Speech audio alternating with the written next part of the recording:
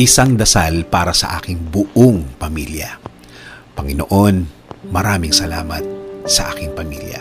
Maraming salamat at lagi silang andyan. Sila po ang aking inspirasyon, ang aking lakas.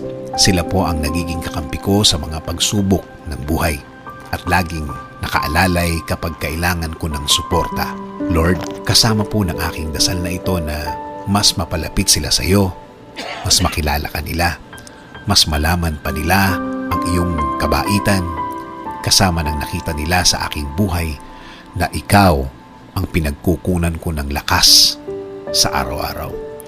Kasama na rin ang aking dinadasal na tulungan niyo rin ang bawat isa sa kanila sa tuwing kailangan nila ng tulong ninyo, Lord.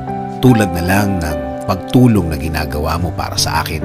Every time na kailangan ko po ng tulong niyo, palagi niyo silang samahan at protektahan sa lahat ng oras. Alam ko po na napakadelikado na sa labas at kailangan nila ng proteksyon ninyo sa mga buhay nila, kasama na ang kani-kanilang mga trabaho.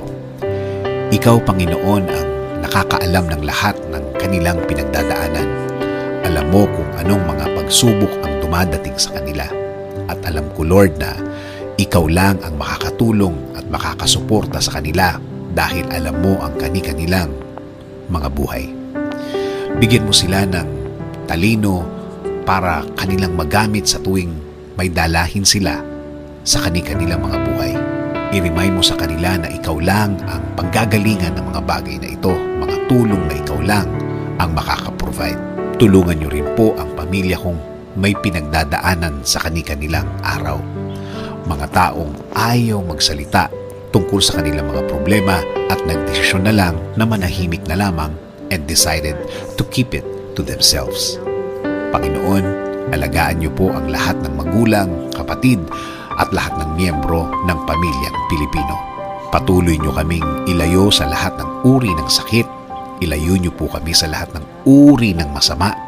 Manatili po sana ang inyong peace sa aming mga puso at isipan. Patuloy niyo pong i-guide ang aking buhay. Bigyan niyo po palagi ng direksyon ang aking araw-araw